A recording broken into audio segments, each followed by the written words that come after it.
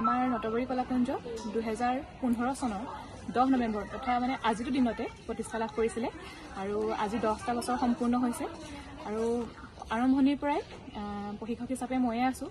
আৰম্ভণিতে প্ৰথম সৃষ্টিশীল নৃত্যৰে আৰম্ভ কৰা হৈছিলে। এতিয়া লাহে লাহে আমি এতিয়া অলপ ল'ৰা ছোৱালীৰ সংখ্যা বাঢ়িছে। আমি সত্ৰীয়া আৰু কথক এই দুটা ছাবজেক্টো আমি ইয়াত অন্তৰ্ভুক্তি কৰিছোঁ আৰু বৰ্তমান এনেকৈয়ে চলি আছে। আপোনাৰ নামটো? মোৰ নাম পংখীপ্ৰিয়া কলিতা। আচ্ছা, আপোনাৰ ইয়াত এতিয়া কিমান আমাৰ ছাত্ৰ ছাত্ৰী আছে? বৰ্তমান আমাৰ 50 গৰাকী ছাত্ৰ ছাত্ৰী আছে। নটবৰী কলাকুঞ্জ ৰিচাৰ্চৰ ওচৰত এটা সুন্দৰ এটা অনুষ্ঠান। এই অনুষ্ঠানটো আমাৰ সত্ৰীয়া সংস্কৃতি চৰ্চা আৰু গৱেষণা পৰিষদ অসমৰ পঞ্জীয়নভুক্ত হৈছে। 2015 চনৰ পৰা এই অনুষ্ঠানটো চলি আছে আৰু ব্যক্তিগতভাৱে মই জনাত পংখীপ্ৰিয়া কলিতা তেওঁ নিজেও এগৰাকী সুন্দৰ নৃত্য প্ৰতিয়োগী। আমাৰ বিভিন্ন অনুষ্ঠানৰ লগত তেওঁ জড়িত হৈ আছে। গতিকে এনে এটা অনুষ্ঠানক আমাৰ সত্ৰীয়া সংস্কৃতি চৰ্চা আৰু গৱেষণা পৰিষদৰ অন্তৰ্ভুক্ত কৰিবলৈ পাই আমি নথৈ আনন্দিত হৈছোঁ আৰু আমি আশা ৰাখিম এই অনুষ্ঠানটোৰ গৰিমা অটুট ৰাখি অনাগত সময়ত এই স্থানীয় অঞ্চলৰ ছাত্ৰ ছাত্ৰীসকলক উৎসাহিত কৰিব পৰাকৈ আৰু লগতে সত্ৰীয়া সংস্কৃতিৰ ক্ষেত্ৰখন সমৃদ্ধ কৰিব পৰাকৈ এই অনুষ্ঠানটোৱে আগভাগ ল'ব বুলি আমি আশা ৰাখিছোঁ। অনাগত দিনত আমি এই অনুষ্ঠানটোৰ লগত সকলো সময়তে উপস্থিত থাকিম। স্থানীয় লোকসকলে আৰু অভিভাৱকসকলে যাতে ছাত্ৰ ছাত্ৰীসকলক উৎসাহিত কৰে। সত্ৰীয়া সংস্কৃতিৰ দৰে এটা সমৃদ্ধ অনুষ্ঠান আৰু যিটো সত্ৰীয়া সংস্কৃতিৰ গুৰুজনাৰ যি অপূৰ্ব সংস্কৃতি, সেই সংস্কৃতিক আগবঢ়াই নিয়াৰ ক্ষেত্ৰত অভিভাৱকসকলে নিশ্চয়কৈ উদ্যোগী ভূমিকা ল'ব লাগিব।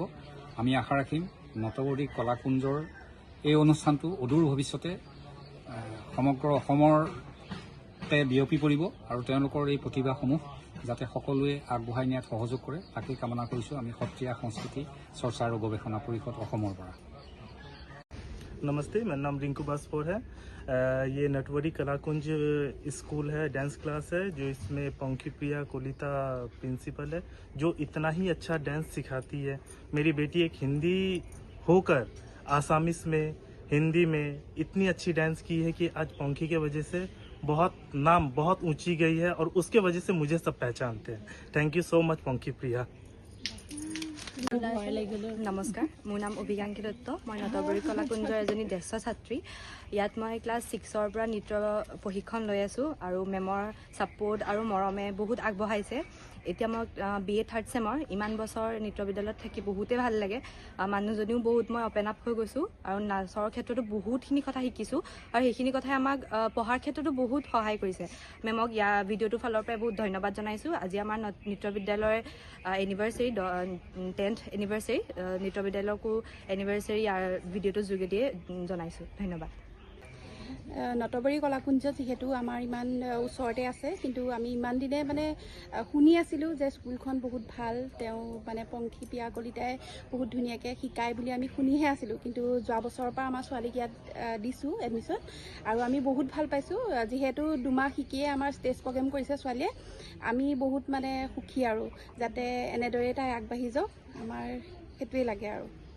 নটবৰী কলাকুঞ্জ নামেৰে পংখীপ্ৰিয়া কলিতাই সাপুৰীয়া গাঁৱত যিখন নৃত্য বিদ্যালয় আৰম্ভ কৰিলে, সেইখন বিদ্যালয় মোৰ ছোৱালীয়ে 2022 চনতে সৃষ্টিশীল নৃত্য আৰু 2023 পৰা সত্ৰীয়া নৃত্যৰ প্ৰশিক্ষণ লৈ আছে।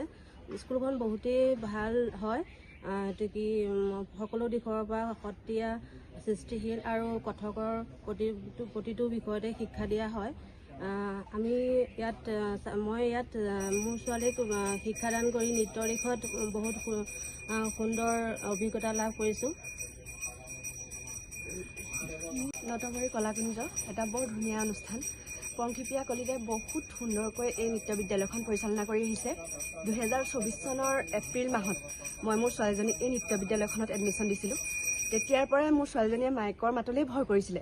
সেইজনী ছোৱালীয়ে ভালেখিনি মই সুখী হ'ব পৰাকৈ ছোৱালীজনী মঞ্চত নৃত্য পৰিৱেশন কৰিছে। মই আৱেগিক হৈ গৈছোঁ আচলতে। বহুত বেছি ভাল লাগিছে মোৰ।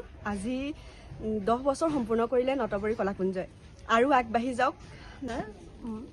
পংখীপ্ৰিয়া কলিতা প্ৰথমতে মই ইমান জনা নাছিলোঁ বা প্ৰথমতে আমি ৰিচাৰ্চতে আছিলোঁ বাৰু স্কুলখনৰ ওচৰত, কিন্তু এদিন মই স্কুল বিচাৰি বহুত দূৰ পালোগৈ, তথাপিতো স্কুলৰ কথা ইমান নাজানিছিলোঁ। কিন্তু এগৰাকী মানুহে মোক ক'লে বোলে আমুকতে নটবৰী কলাকুঞ্জ নামৰ এখন স্কুল আছে, কিন্তু স্কুলখনৰ অহাৰ পিছত মানে মোৰ ছোৱালীজনীয়ে যিজনী মানে মানুহৰ লগত কথা পাতিবও নাজানে মানে, তাই মানে ওলাই সোমাই মানে একো মানে ভিতৰত সোমাই থকা নিচিনা মানে, কিন্তু আজি স্কুলখনলৈ আহিলে তাই বহুত পৰিৱৰ্তন হ'ল।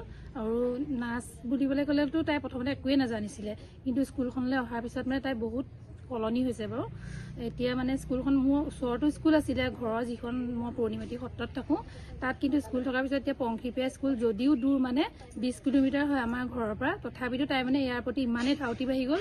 মই এতিয়া মানে সম্পূৰ্ণ মানে তাই এতিয়া স্কুলখনৰ প্ৰতি মানে বহুত হেৰি হৈছে।